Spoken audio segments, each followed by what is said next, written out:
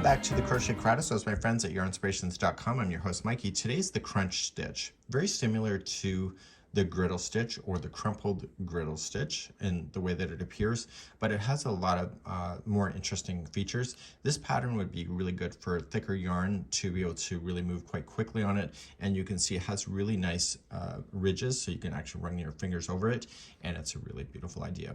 To do this pattern, it's of multiples of 2 plus 1, so just keep it in sets of 2, and then at the end of the chain, just add 1. Let's begin. So we're going to begin, and you're going to chain in multiples of 2 and then add 1 at the end. So just go 1, 2, 1, 2, 1, 2, 1, 2, 1, 2. And when you're happy with the width of it, just add 1 more and you'll have the nice balance point. And we're going to start row number 1 next. To start, you're going to go second chain from the hook, so just count it back, and you're going to just slip stitch into the second chain. So just going on in, pull through and through. So this is technically a stitch, it's just a slip stitch. The next chain, it's going to be a half double crochet.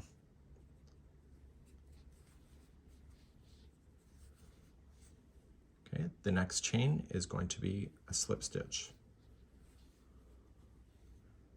The next one is a half double crochet, and you're going to keep alternating between the 2 stitches all the way to the other side. Your last stitch, if your counts are right, should be a half double crochet. So continue to slip stitch in one, half double crochet in the next, and so on all the way down your chain. I'll see you at the end of the chain in just a moment. Just put me on pause, and for those that are continuing to go with me and just watching, so I'm half double crocheting, I'm slip stitching, and the very last stitch here should be a half double crochet. So the first stitch that we started on the other side was a slip stitch, and this side when we finish will always be a half double crochet. Let's turn your work and do row number 2. Row number 2 is the repeat for the rest of this until you're happy and it's done. To start off, you are always going to start off with a slip stitch, so you have to chain 1 first and slip stitch into the top of the first half double crochet. The next one, once we get that done, is going to be a half double crochet that will sit in the slip stitch. And if you can just look at it, just see this, that there's not a lot below it, that means that this is a slip stitch. So this time we have to put in a half double crochet over it. So this one here is a half double crochet. See how there's 3 pieces here? So this has to be a slip stitch. If you can identify it, it's a lot easier, but you can say it to yourself too. So the next one's a half, and the next one is a slip stitch. The next one is a half,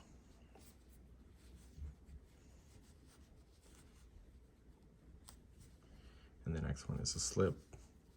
And you keep doing that all the way down the row. Now it does take a while to grow this out, so would you want to do a king size blanket? Only if you really wanted to, but it would take you a while to do it for sure. But the ridge work that you can get is really amazing. So the very last stitch here should be a half double crochet. So you'll always start off with a slip stitch and always finish off with a half double crochet.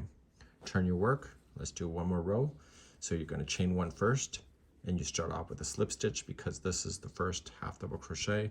So you slip, and then you start your alternating. So the next one has to be a half, and then a slip, okay, a half, and a slip, and you keep doing that all the way across until you're happy.